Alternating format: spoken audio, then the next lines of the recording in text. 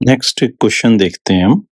Question कहता है किसी रीजन में potential is given as V is equal to 5x, y, z और आपसे पूछता है कि किसी पॉइंट 1, 1, 1 पे इलेक्ट्रिक फील्ड की वैल्यू क्या होगी, ये हमारा क्वेश्चन है।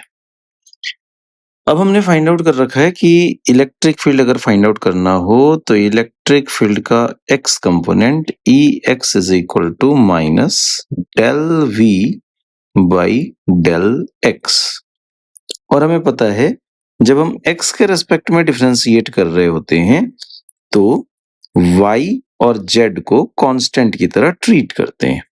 सो जब आप 5xyz को डिफरेंशिएट करोगे तो यहाँ पे 5y and z as a constant treat होंगे और x का differentiation with respect to x will be 1. So the result will be minus 5yz. I repeat, 5y और z कांस्टेंट हुए, सिर्फ x का डिफरेंशिएशन होगा एंड x का differentiation with respect to x will be 1. So 5yz into 1 लिख सकते हैं या simply 5yz. Similarly ey will be equal to minus del v upon del y and it will be equal to minus 5. once again यहाँ y के respect में differentiate कर रहे हैं, सो x, z और 5 ये तीनों कांस्टेंट होंगे एंड y का differentiation with respect to y will be 1. So answer will be minus 5xz and Ez will be equal to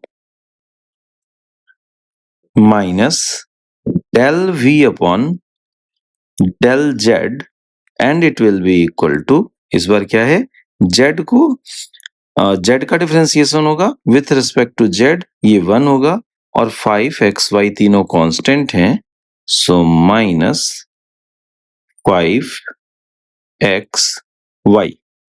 अब क्वेश्चन के अकॉर्डिंग इलेक्ट्रिक फील्ड की वैल्यू हमें इस पर्टिकुलर पॉइंट पे बतानी है.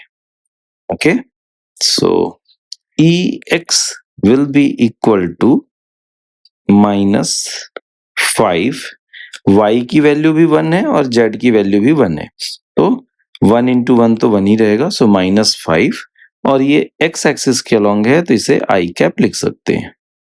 Similarly Ey will be minus 5 j cap क्यों, क्योंकि y एक्सिस के अलॉन्ग बता रहे हैं, and Ez will be equal to minus 5 k cap.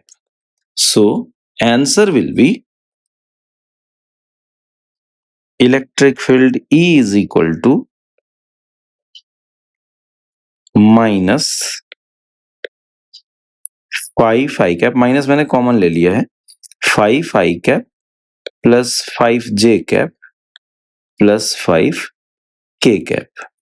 अगर इस इलेक्ट्रिक फील्ड का मैग्नीट्यूड बताना हो तो E magnitude wise will be equal to under root x square plus y square plus z square के according 5 square plus 5 square plus 5 square will be equal to root 3 times of